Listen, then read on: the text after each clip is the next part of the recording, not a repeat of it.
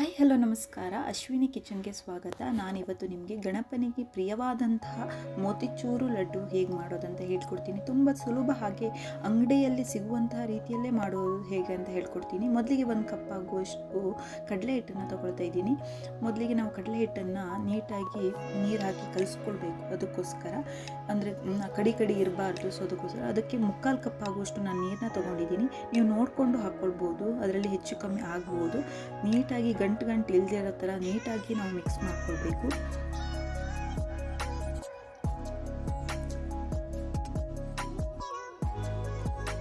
ಈ ರೀತಿಯಾಗಿ ನೀಟಾಗಿ ನೀವು ಎಷ್ಟು ಚೆನ್ನಾಗಿ ಮಿಕ್ಸ್ ಮಾಡ್ತೀರಾ ಅಷ್ಟು ಚೆನ್ನಾಗಾಗುತ್ತೆ. ಇವಾಗ ನೀವು ನೋಡ್ತಾ ಇರ್ಬೋದು ನಾನು ಯಾವ ರೀತಿಯಾಗಿ ಮಿಕ್ಸ್ ಮಾಡ್ತಾ ಇದ್ದೀನಿ ಅಂತ ಹೇಳಿ. ನೋಡಿ, ಒಂಚೂರು ಗಂಟಿಲ್ಲದೆ ಇರೋ ಥರ ಮಿಕ್ಸ್ ಮಾಡ್ಕೊಳ್ಬೇಕು. ಇವಾಗ ಇದು ಆಗಿದೆ, ನೀವು ನೋಡ್ಬೋದು. ಇವಾಗ ಏನು ಮಾಡ್ಕೋಬೇಕಂದ್ರೆ, ನೀವು ನೋಡಿ ಒಂಚೂರು ಗಂಟಿಲ್ದಿರೋ ಥರ ನಾನು ಇದನ್ನ ಮಿಕ್ಸ್ ಮಾಡ್ಕೊಂಡಿದ್ದೀನಿ. ಇವಾಗ ಈ ಕಡೆ ಒಂದು ಈ ಎಣ್ಣೆ ಹಾಕಿ ಎಣ್ಣೆ ಬಿಸಿಯಾಗಿ ಇಟ್ಟಿದ್ದೀನಿ. ಯಾಕಂದರೆ ಇದನ್ನು ನಾವು ಹಿಟ್ಟನ್ನು ಕಲಸಿಟ್ಕೊಂಡಿದ್ವಿ ನೋಡಿ, ಅದನ್ನು ಎಣ್ಣೆಯಲ್ಲಿ ಹಾಕಿ ಫ್ರೈ ಮಾಡ್ಕೋಬೇಕು. ನಾನು ದಪ್ಪ ರೀತಿಯಲ್ಲೇ ಹಾಕ್ಕೊಂಡು ಅದನ್ನ ಎಣ್ಣೆಯಲ್ಲಿ ಹಾಕಿ ಫ್ರೈ ಮಾಡ್ಕೊಳ್ತಾ ಇದ್ದೀನಿ. ಮೊದಲಿಗೆ ಇದೇ ರೀತಿಯಾಗಿ ಫ್ರೈ ಮಾಡ್ಕೊಳ್ಬೇಕು, ಯಾಕಂದರೆ ನಮಗೆ ಬಬಲ್ಸ್ ಥರ ಉಂಡೆ ಥರ ಮಾಡ್ಕೊಳೋಕ್ಕಾಗಲ್ಲ. ಸೊ ಅದಕ್ಕೋಸ್ಕರ ಈ ರೀತಿಯಾಗಿ ಮಾಡಿಕೊಂಡ್ರೆ ತುಂಬಾ ಚೆನ್ನಾಗಾಗುತ್ತೆ. ನೀವು ನೋಡ್ಬೋದು, ಲಾಸ್ಟ್ ತನಕ ವಿಡಿಯೋ ನೋಡಿ, ತುಂಬಾ ಚೆನ್ನಾಗಾಗುತ್ತೆ ಮೋತಿಚೂರು ಲಡ್ಡು. ಇವಾಗ ನೀವು ನೋಡ್ಬೋದು, ಈ ರೀತಿ ಹಾಕಿ ನಾನು ನೀಟಾಗಿ ಇದನ್ನು ಚೆನ್ನಾಗಿ ಫ್ರೈ ಮಾಡ್ಕೊಳ್ಬೇಕು. ಅಂದರೆ ಹಸಿ ಇರಬಾರ್ದು. ಇವುಗಳನ್ನೆಲ್ಲ ಇಷ್ಟನ್ನು ನಾನು ಕರ್ಕೊಳ್ತೀನಿ. ಆದರೆ ಎಣ್ಣೆ ತುಂಬ ಬಿಸಿಯಾಗಿರಬೇಕು, ಆವಾಗಲೇ ನೀವು ಕರಿಯಕ್ಕೆ ಹಾಕ್ಕೊಳ್ಬೇಕು.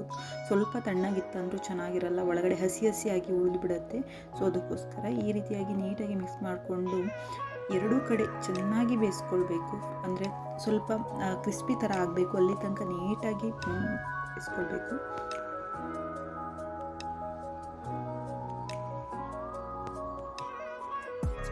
ಇವಾಗ ನೋಡ್ಬೋದು ಈ ರೀತಿಯಾಗಿ ಫ್ರೈ ಆಗಿದೆ. ನಾನು ಎಲ್ಲ ಹಿಟ್ಟುಗಳನ್ನು ಈ ರೀತಿಯಾಗಿ ಫ್ರೈ ಮಾಡ್ಕೊಂಡು ಇಟ್ಕೊಂಡಿದ್ದೀನಿ. ಇವಾಗ ನಾನೊಂದು ಮಿಕ್ಸಿ ಜಾರ್ನ ತೊಗೊಂಡಿದ್ದೀನಿ. ನಾನು ಈ ಫ್ರೈ ಮಾಡ್ಕೊಂಡು ಇಟ್ಕೊಂಡಿದ್ದೆ ನೋಡಿ, ಅದನ್ನೆಲ್ಲ ಮಿಕ್ಸಿ ಜಾರ್ಗೆ ಹಾಕಿ ತರಿಯಾಗಿ ರುಬ್ಕೊಳ್ಬೇಕು. ಒಂದ್ಸಲ ಈ ರೀತಿಯಾಗಿ, ಅಂದರೆ ಫುಲ್ ನೈಸ್ ಆಗಬಾರ್ದು, ತರಿಯಾಗಿ ರುಬ್ಕೊಂಡ್ರೆ ಆಯಿತು. ನಾನು ಇವಾಗ ನಿಮ್ಗೆ ತೋರಿಸ್ತಾ ಇದ್ದೀನಿ ನೋಡಿ, ಅಷ್ಟೂ ಹಾಕ್ಕೊಂಡಿದ್ದೀನಿ.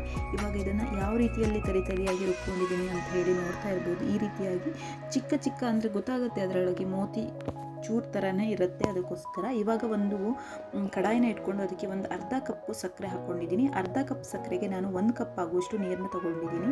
ಅದು ಇದೇ ರೀತಿಯಲ್ಲಿ ಮೆಜರ್ಮೆಂಟಲ್ಲಿ ತೊಗೊಳ್ಬೇಕು. ಆವಾಗ ಆ ಕಡಲೆ ಹಿಟ್ಟು ಅಬ್ಸರ್ವ್ ಚೆನ್ನಾಗಿ ಮಾಡ್ಕೊಳ್ಳುತ್ತೆ, ನಾವು ಮಾಡ್ಕೊಂಡಿರುವಂಥ ಹಿಟ್ಟು. ಸೊ ಅದಕ್ಕೋಸ್ಕರ ಈ ರೀತಿಯಾಗಿ ನೀಟಾಗಿ ಕುದಿಬೇಕು. ಸಕ್ಕರೆ ಎಲ್ಲ ಹಾಕಿ ಆದಮೇಲೆ ನಾನು ಇದಕ್ಕೆ ಸ್ವಲ್ಪ ಫುಡ್ ಕಲರ್ನ ಹಾಕ್ಕೊಂಡಿದ್ದೀನಿ. ಹಾಗೆ ಫುಡ್ ಕಲರ್ ಹಾಕಿ ಆದಮೇಲೆ ಈ ಥರ ಸಕ್ಕರೆ ಕುದಿ ಬರ್ತಾ ಇದ್ದ ಹಾಗೆ ನಾವು ಮಾಡಿಟ್ಕೊಂಡಿರುವಂಥ ಹಿಟ್ಟನ್ನು ಹಾಕ್ಕೊಳ್ಬೇಕು. ಹಾಕಿ ಇದಕ್ಕೆ ನಾನು ಏಲಕ್ಕಿ ಪೌಡ್ರನ್ನ ಮೇನಾಗಿ ಹಾಕಿದ್ದೀನಿ, ಬಟ್ ಮಿಸ್ ಆಗಿದೆ ವಿಡಿಯೋದಲ್ಲಿ.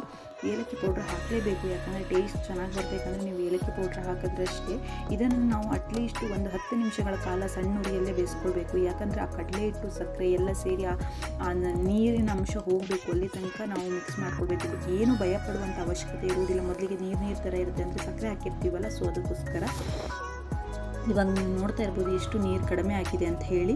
ಇವಾಗ ನಾನು ಈ ಟೈಮಲ್ಲಿ ಏನು ಮಾಡ್ತೀನಿ ಅಂತ ಹೇಳಿದ್ರೆ, ಗ್ಯಾಸ್ ಸ್ಟವ್ನ ಆಫ್ ಮಾಡಿ ಸೈಡಿಗೆ ಇಟ್ಕೊತೀನಿ. ಸೈಡಿಗೆ ಇಟ್ಕೊಂಡು ನೀಟಾಗಿ ಮಿಕ್ಸ್ ಮಾಡ್ಕೊಳ್ತಾ ಇದ್ದೀನಿ. ಬೇಕಾದರೆ ನಾನು ಇವಾಗ ಸ್ವಲ್ಪ ತುಪ್ಪ ಹಾಕ್ಕೊಳ್ತೀನಿ. ಇದು ಬೇಕಂತಿಲ್ಲ, ಆಪ್ಷನಲ್ಲೂ, ಬೇಕಾದರೆ ಹಾಕ್ಕೊಳ್ಬೋದು, ಬಟ್ ಟೇಸ್ಟ್ ಚೆನ್ನಾಗಿರುತ್ತೆ ಅನ್ನೋಕ್ಕೋಸ್ಕರ. ಬೇಕಾದರೆ ಇದಕ್ಕೆ ಯಾವುದೇ ರೀತಿಯ ಡ್ರೈ ಫ್ರೂಟ್ಸ್ ಹಾಕಬೇಕಂತಿರುವುದಿಲ್ಲ, ಬಟ್ ನಾನು ಸ್ವಲ್ಪ ಗೋಡಂಬಿನ ಹಾಕ್ಕೊಂಡಿದ್ದೀನಿ. ಬೇಕಾದರೆ ಹಾಕ್ಕೊಳ್ಬೋದು, ನಿಮಗೆ ಯಾವುದೇ ಗೋಡಂಬಿ ಬೇಕಾದರೂ ಹಾಕ್ಬೋದು, ಬಾದಾಮಿ, ಯಾವುದೇ ರೀತಿಯ ಡ್ರೈ ಫ್ರೂಟ್ಸ್ಗಳನ್ನು ಹಾಕ್ಕೊಳ್ಬೋದು. ನಾನು ಬರೀ ಗೋಡಂಬಿನಷ್ಟ ಹಾಕ್ಕೊಂಡಿದ್ದೀನಿ. ಸ್ವಲ್ಪ ಹಾಕ್ಕೊಳ್ಳಿ, ಜಾಸ್ತಿ ಹಾಕಿದ್ರೆ ಚೆನ್ನಾಗಿರೋದಿಲ್ಲ. ಇವಾಗ ಈ ರೀತಿಯಾಗಿ ನೀಟಾಗಿ ಕಲಸಿ ಆದಮೇಲೆ ನಾವು ನಿಮಗೆ ಯಾವ ಆಕಾರದಲ್ಲಿ ಉಂಡೆ ಬೇಕು ನೋಡಿ, ದೊಡ್ಡದಾಗಿ ಬೇಕಾದರೆ ದೊಡ್ಡದು ಕೂಡ ಮಾಡ್ಕೊಳ್ಬೋದು, ಚಿಕ್ಕ ಗಾತ್ರದಲ್ಲೂ ಬೇಕಾದರೆ ಚಿಕ್ಕದಾಗಿಯೂ ಕೂಡ ಮಾಡ್ಕೊಳ್ಬೋದು. ನಾನು ಈ ರೀತಿಯಾಗಿ ಚಿಕ್ಕ ಉಂಡೆಗಳನ್ನಾಗಿ ಮಾಡ್ಕೊಂಡು ಇಟ್ಕೊಂಡಿದ್ದೀನಿ. ನೀವು ನೋಡ್ತಾ ಇರ್ಬೋದು ಎಷ್ಟು ನೀಟಾಗಿ ಉಂಡೆ ಕಲಸೋಕ್ಕೆ ಬರ್ತಾ ಇದೆ ಅಂಥೇಳಿ. ನೀವು ಆವಾಗ ನೋಡಿದವಾಗ ಫುಲ್ ಮೆದು ಇತ್ತು, ಇವಾಗ ಎಷ್ಟು ನೀಟಾಗಿ ಉಂಡೆ ಕಟ್ಟೋಕ್ಕೆ ಬರ್ತಾ ಇದೆ ಅಂಥೇಳಿ. ನಾನು ಈ ರೀತಿಯಾಗಿ ಒಂದು 10ರಿಂದ 15 ಉಂಡೆ ಅಂತೂ ನಾರ್ಮಲಾಗಿ ಆಗೇ ಆಗುತ್ತೆ. ತುಂಬಾ ಚೆನ್ನಾಗಾಗುತ್ತೆ. ಹಾಗೆ ಗಣಪತಿಗೆ ತುಂಬಾ ಪ್ರಿಯವಾದಂತಹ ಲಡ್ಡು ಅಂತ ಹೇಳ್ಬೋದು. ಹಾಗೆ ನಿಮಗೆ ಈ ವಿಡಿಯೋ ಇಷ್ಟ ಆಗಿದ್ದರೆ ಪ್ಲೀಸ್ ಒಂದು ಲೈಕ್ ಮಾಡಿ, ಹಾಗೆ ಶೇರ್ ಮಾಡಿ, ಪಕ್ಕದಲ್ಲಿರುವಂಥ ಬೆಲ್ ಐಕನ್ನ ಪ್ರೆಸ್ ಮಾಡಿ. Thanks for watching.